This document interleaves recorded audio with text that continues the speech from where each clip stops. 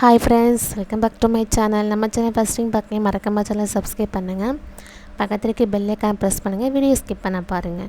இன்றைக்கி நம்ம என்ன வீடியோ பார்க்க போகிறோன்னா, நான் போன வீடியோவில் சொல்லியிருப்பேன், தீபாவளி செலிப்ரேஷன் விலாகில் சொல்லியிருப்பேன். எப்படி இந்த வாரம் இல்லாட்டா அடுத்த வாரத்தில் நமக்கு வந்து குரூப் 4 ரிசல்ட் வரும், நம்ம வெயிட் பண்ணுவோம் அப்படின்னு சொல்லியிருந்தேன் தான். ஸோ தீபாவளி முடிஞ்ச 2 நாளில் நமக்கு வந்து குரூப் 4 ரிசல்ட் வந்துட்டு.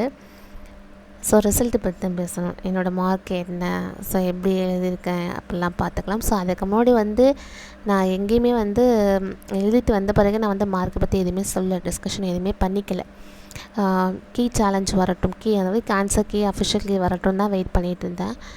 ஸோ அதுவும் வந்துச்சு. பட் எனக்கு அக்யூரேட்டாக எனக்கு தெரியல. எனக்கு அந்தளவுக்கு 125 வரும்னு நினச்சேன். பட் எனக்கு வந்தது வந்து 120 கொஸ்டின் தான் நான் போட்டிருந்தேன்.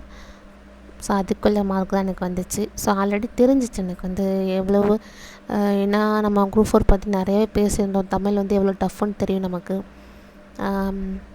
ஸோ அதனால் நமக்கு தெரிஞ்சு போச்சு மார்க் இவ்வளோ தான் நமக்கு வரும் அப்படின்னு ஒரு தெரிஞ்சு போச்சு.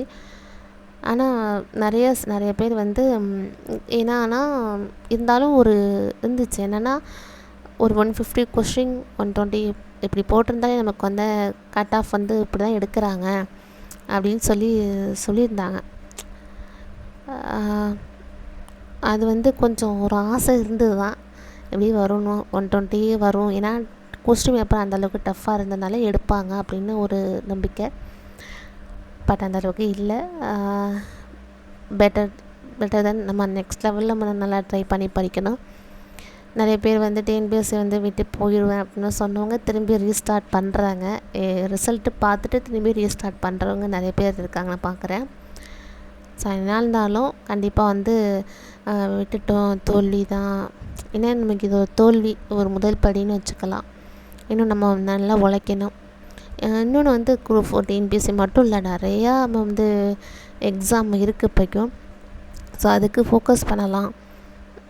நான் இப்போ வந்து ரீசெண்டாக வந்து ஃபோக்கஸ் பண்ணது வந்து ஆல்ரெடி சொசைட்டி எக்ஸாம் முடிஞ்சிட்டு, அது ஃபுல்லாக முடிஞ்சிட்டு. இப்போ அது ரிசல்ட்டுக்காக வெயிட்டிங். இப்படி வருதுன்னு தெரில ரிசல்ட்டு. ஸோ அதுக்காக வெயிட் பண்ணிகிட்ருக்கேன். நெக்ஸ்ட் வந்து குரூப் டி ஆர்ஆர்பிக்கு குரூப் டிக்கு நான் போட்டுட்டேன், ஆல்ரெடி அப்ளை பண்ணிட்டேன். நவம்பர் 17 ஸ்டார்ட் ஆகி டிசம்பர் 8 முடியுது. ஃபஸ்ட் டைமாக சிபிடி வந்து ட்ரை பண்ணுறேன். ஸோ அது வந்து இங்கேயே வந்து 3 மணி நேரத்துக்குள்ளே நம்ம வந்து முடிக்கணும், டைம் பத்தலைன்னு சொல்லுவேன். ஸோ அங்கே வந்து எப்படின்னு தெரில, ஃபஸ்ட் டைமாக அதை வந்து அட்டன் பண்ண போகிறேன்.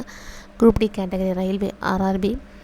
ஸோ இப்போ ரீசெண்டாக என்டிபிசி வந்து குரூப் டிலே, அதாவது ரயில்வே ஆர்ஆர்பிலே வந்து என்டிபிசி வந்து ரெக்ரூட்மெண்ட் விட்ருக்காங்க. ஒரு 3 நாளைக்கு முன்னாடி ரெக்ரூட்மெண்ட் வந்திருக்கு. எல்லாருமே அப்ளை பண்ணுங்க. அது கொஞ்சம் நமக்கு வந்து இப்போ ஆரம்பித்து ஜூலை தான் அது எக்ஸாம் நினைக்கிறேன்.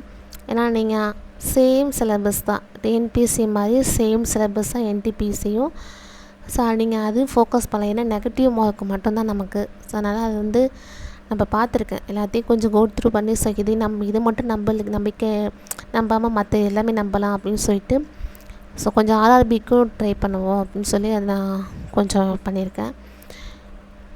பார்ப்போம். ஸோ இது இப்படி தான் என்னோடய போயிட்டுருக்கு. இப்போ வந்து ஜேர்னி போயிட்டுருக்கு. ஸோ எல்லாமே எப்படி படிக்கலாம், நிறைய ஸ்டார்ட் எப்படி பண்ணலாம், என்ன தமிழ் வந்து எப்படி படிக்கலாம் அப்படின்னு இன்னும் நிறையா டிஸ்கஷன் போயிட்டுருக்கு. அப்புறம் வந்து இன்னும் நிறைய சேனல் வந்து விவிடிபி டிஎன்பிஎஸ்சி. ஸோ இப்போ வந்து நிறையா டிஸ்பேட்ச் போட்டுட்ருக்கேன். ஸ்டார்ட் ஆகி 2 வீக்ஸ் போயிட்டுருக்கு. ஃப்ரீயாக டிஸ்பேட்ச்சு, லைவ் கிளாஸ் ஒன் டே விட்டு ஒன் டே போயிட்டுருக்கு. ஸோ அது நம்ம யூட்டிலைஸ் பண்ணி நல்லா யூஸ் பண்ணிக்கலாம் நமக்கு. So thank you.